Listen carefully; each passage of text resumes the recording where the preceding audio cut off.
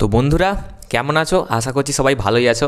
তো যেটা তোমাদের মনে সবচেয়ে বড় প্রশ্ন, যে স্টুডেন্ট ক্রেডিট কার্ডে কিন্তু সমস্ত ব্যাংক বলছে না যে 4% ইন্টারেস্ট। কেন বলছে না? কত পার্সেন্ট সুদ তোমাকে দিতে হবে? আমি তোমাদেরকে অনেকবার বলেছি যে তুমি 4% দেবে, বাকিটা গভর্নমেন্ট দেবে, কিন্তু তা সত্ত্বেও ব্রাঞ্চ ম্যানেজার, অনেক ব্রাঞ্চের ম্যানেজার বলছেন যে না, 8% দিতে হবে। এবার এই 8%টা কি তোমাকে প্রকৃত 8% দিতে হবে?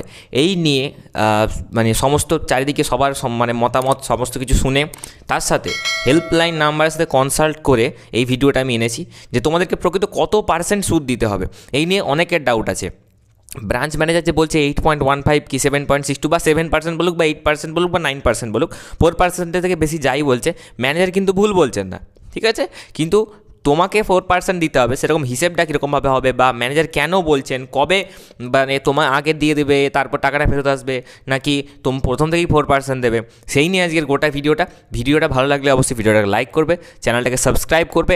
আর ভিডিওটা দেখে যদি তোমার ডাউট ক্লিয়ার হয়ে যায় বা এই যে লোনের ইন্টারেস্ট সম্পর্কে তোমরা একটা টেনশনে আছো, সেই টেনশনটা কেটে যায়, অবশ্যই চ্যানেলটাকে সাবস্ক্রাইব করবে। আর বলবো, যদি আরও কিছু ডাউট থাকে তোমরা অবশ্যই কমেন্টে জানাবে।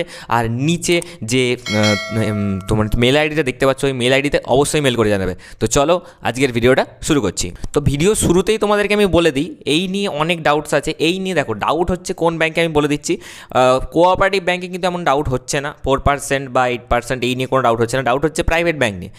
মনে করো একটা পিএনবি শাখা, সে বলছে আমি 4% নেবো, কিন্তু অন্য পিএনবি শাখা সে বলছে না আমি 8% নেবো। এইটা কেন? বা ব্যাংক কত পার্সেন্ট অ্যাকচুয়াল নেবে? অ্যাকচুয়ালি প্রতিটা ব্যাংক তার যেটা নিয়ম সেই অনুযায়ী 8.15% ছেলেদের ক্ষেত্রে, আর মেয়েদের ক্ষেত্রে মানে 7.62% এমন একটা নেবে, ঠিক আছে?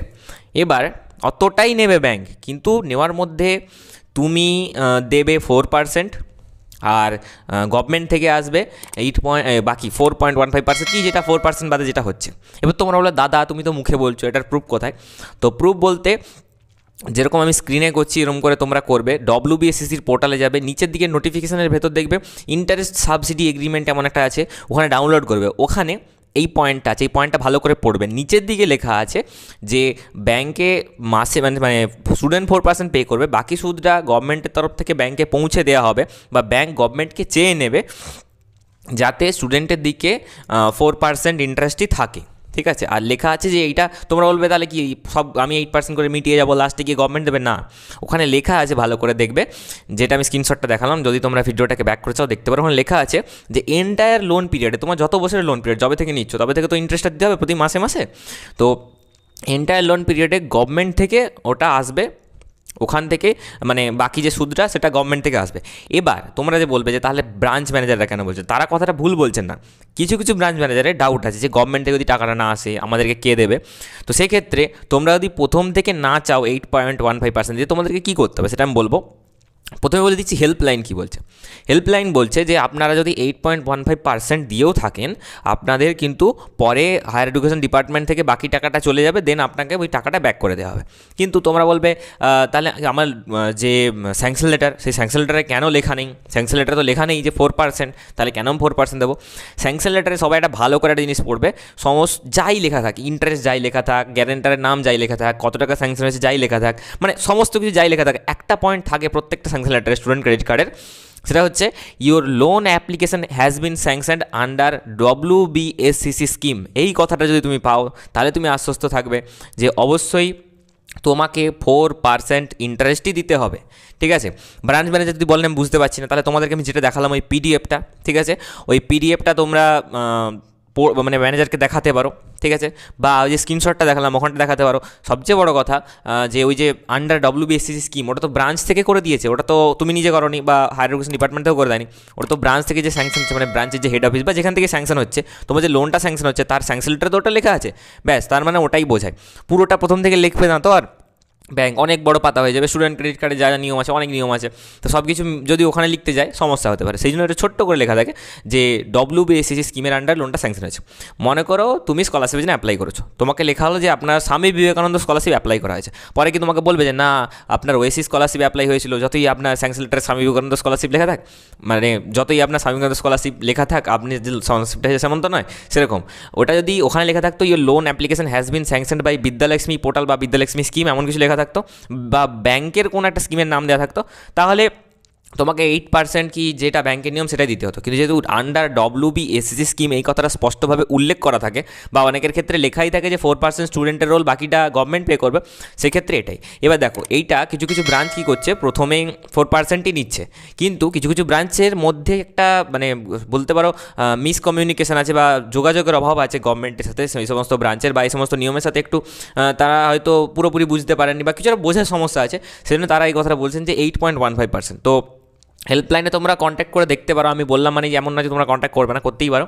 তো হেল্পলাইনে ওটা বললেই ওরা বলে দেবেন যে তোমরা যদি এখন দিয়েও দাও, পরে মানে হিসেব মতো তোমাকে হয়তো প্রথম কয়েকটা মাস অসুবিধা হতে পারে, যাদের ক্ষেত্রে অসুবিধা হচ্ছে, সবার ক্ষেত্রে কিন্তু অসুবিধা হচ্ছে না, যাদের ক্ষেত্রে অসুবিধা হচ্ছে তাদের ক্ষেত্রে হয়তো প্রথম কয়েকটা মাস অসুবিধা হলেও হতে পারে, কিন্তু তারপর থেকে আর অসুবিধা হবে না। যেই টাকাটা হয়তো এক্সট্রা দিয়েছো 8.15-এর চক্করে বা যেটা বেশির চক্করে, সেটা তোমার এসে যাবে, 4%ই তোমাকে দিতে হবে। এবার তোমরা বলবে দাদা তাহলে এটা এমন কেন হবে, বা এটা তুমি যে বলছো 8.15, কোনো ব্রাঞ্চ ম্যানেজার আমার ভিডিও দেখলে এটা বলতে পারে যে 8.15ই আমরা নেবো, আমরা ওসব বুঝি না, আমরা স্টুডেন্টের কাছ থেকে নেবো, পরে যখন আসবে এরকম, ঠিক আছে। তো এটা হচ্ছে ব্যাপারটা, এটা যেটা ওখানে যেহেতু WBSCCর পোর্টালে ওটা লেখা আছে, প্লাস WBSCC স্কিমের আন্ডারে স্যাংশন হচ্ছে এটা লেখা আছে, তো ব্যাংক থেকেই তো উল্লেখ করে দিচ্ছে যে আমরা 4% নেব, তাহলে সেক্ষেত্রে আর মানে WBSCC স্কিমের আন্ডারে মানে কি, তুমি পশ্চিমবঙ্গে থাকলে স্কলারশিপটা পাবে, তার মানে কি পশ্চিমবঙ্গে কত বছর ছিলে সেটাও দেখলো, মানে কি বলো তো, একটা স্কলারশিপের আমার কিছু ক্রাইটেরিয়া আছে, তো তোমাকে বললো যে তোমার সাথে যেন স্বামী বিবেকানন্দ স্কলারশিপের ক্রাইটেরিয়া ম্যাচ খায়, ঠিক আছে, সেটাও বলতে পারে, বা স্বামী বিবেকানন্দ স্কলারশিপের যতগুলো ক্রাইটেরিয়া আছে সবগুলো তোমাকে বলে দিল, সেটাও বলতে পারে, ঠিক আছে। তো স্বামী বিবেকানন্দ স্কলারশিপের ক্রাইটেরিয়া ম্যাচ করে মানে যে যে পয়েন্টগুলো আমরা জানি সেগুলোই, সেরকম স্টুডেন্ট ক্রেডিট কার্ডের আন্ডারে স্যাংশন হয়েছে, মানে স্টুডেন্ট ক্রেডিট কার্ডের মেন যেটা 4% ইন্টারেস্ট উইদাউট গ্যারেন্টার, তো সেইটাই হচ্ছে মেন ব্যাপার, ঠিক আছে। আশা করছি তোমাদের ভয় অনেকটা কেটেছে, আর তোমাদেরকে বলছি যদি তোমাদের ডাউট থাকে তোমরা অবশ্যই কিন্তু হেল্পলাইনে কন্ট্যাক্ট করবে, বা দেখা গেল 2-3 মাস পর এমন সমস্যা হচ্ছে, তখন ওই ফেরত পাচ্ছ না বা এমন কিছু হচ্ছে, তো তখন অবভিয়াসলি মানে আমি তোমাকে বলবো যদি তোমাকে ব্যাংক 8.15% দাবি করে ওটা তো দেখাবে, যদি না রাজি থাকে ঝগড়া করতে যাবে না, দেবে, কিন্তু তার মানে দেখো ওটা তোমার তো আর মাসে মাসে ইন্টারেস্টটা পড়বে না, তুমি যে টাকা মনে করো প্রথম বছর তুমি যেটা যতটা টাকা খরচ করলে তার উপর ইন্টারেস্ট হচ্ছে 1200 টাকা, আমি 8.15ই ধরলাম 1200 টাকা, তো 1200 টাকা তোমাকে 12 মাস ধরে মেটাতে হবে, এক বছরে মানে প্রতি মাসে তাহলে 1200 ভাজিত 12, এটা হচ্ছে ব্যাপার, বুঝতে পারলে তো। তো সেই দিক থেকে যদি একটু বেশিও দাও খুব বেশি চাপ পড়বে না তোমার উপর। তো হ্যাঁ, মানুষের উপর চাপ পড়তেই পারে, কার আর্থিক অবস্থা কেমন সে তো আমি কী করে জানবো, চাপ পড়তে পারে, কিন্তু মেন যেটা হয়তো প্রথম 2-3 মাস সমস্যা হলেও তারপর যখন টাকাটা ঢুকবে ব্যাংকে তখন ব্যাংকই ক্লিয়ার হয়ে যাবে যে হ্যাঁ এটা গভর্নমেন্ট থেকে তো পাঠিয়ে দিচ্ছে, সমস্যা নেই। আর একটা কথা যেটা বললাম যে যদি কোনো ব্রাঞ্চ ম্যানেজার দেখে সে বলবে কী করে শিওর, তো ব্যাপারটা এটাই যে গভর্নমেন্ট একটা প্রকল্প চালু করেছে, এটা ব্যাংকের কোনো নিজস্ব প্রকল্প নয়, তো গভর্নমেন্ট যে প্রকল্পটা চালু করেছে সেই প্রকল্পের আন্ডারে যখন স্যাংশন হচ্ছে তার দায়িত্ব গভর্নমেন্টের থাকে, যেই ব্যাংক তার সাথে এগ্রিমেন্ট করেছে তারও দায়িত্ব থাকে, আর সমস্ত ব্যাংকে নিয়েই তো এগ্রিমেন্টটা হয়েছে, ওই যে এগ্রিমেন্টটা হয়েছে ওটা তার মজা করার জন্য হয়নি, বা ওটা মানে একটু জাস্ট একটা কাগজে লিখে তো আর আপলোড করে দেয়নি, ওটা একটা এগ্রিমেন্ট হয়েছে দেন তো ওটা আপলোড হয়েছে, তাই না। তো এই নিয়ে আর ভয় পাওয়ার কিছু দরকার নেই, তোমাকে মাথায় রাখবে তুমি 4%ই ইন্টারেস্ট দেবে, আমি বলবো তুমি ফার্স্ট প্রায়োরিটি দেবে 4% ইন্টারেস্ট দেওয়াটা, যতই ব্রাঞ্চ ম্যানেজার বলুক ওগুলো দেখিয়ে হলেও চেষ্টা করবে 4% দেওয়ারই, তারপর যদি না রাজি হয় একবার হেল্পলাইনে জানিয়ে রেখে দেবে, দরকার হলে মেল করে রেখে দেবে এই ব্যাংক আমার কাছ থেকে কিন্তু 4% নিচ্ছে না, 8.15% নিচ্ছে, তো কবে আমি সাবসিডি পাবো কি পাবো জানিয়ে রেখে দেবে, দেন তুমি দেবে। তবে কিন্তু লোনের কাজ তুমি থামাবে না, যদি তোমার স্যাংশন লেটারে দেখো যে your loan application has bin sanction under WBSCC scheme, বা কোথাও গ্যারেন্টারের নাম তোমার হচ্ছে ওয়েস্ট বেঙ্গল, মানে WBSCC বা ওয়েস্ট বেঙ্গল গভর্নমেন্ট এটা উল্লেখ থাকলেই হলো, মানে যে WBSCC আন্ডার স্যাংশন হয়েছে কি ওয়েস্ট বেঙ্গল গভর্নমেন্টের গ্যারেন্টার, এই টাইপের জিনিস লেখা থাকে, তো দেখে নেবে। তো আশা করছি আজকের ভিডিও দেখে তোমাদের অনেক সাহস পেলে, কারণ 8.15 নাকি 4% এই নিয়ে অনেকের মনে ডাউট ছিল, কেউ বলছে দাদা কেন বলছে, টেনশনে পড়ে যাচ্ছি, যদি এটাই হতো তাহলে লোনটা নিতাম না, ভয় পাওয়ার কিছু নেই, তোমাকে 4%ই মেটাতে হবে শেষ অবধি।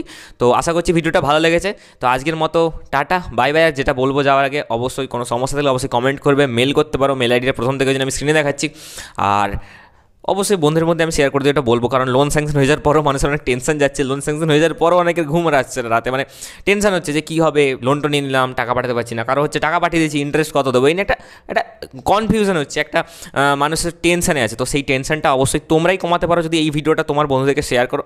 তো চলো আজকের মতো এই ভিডিওটা এখানেই শেষ করছি, টাটা বাই বাই।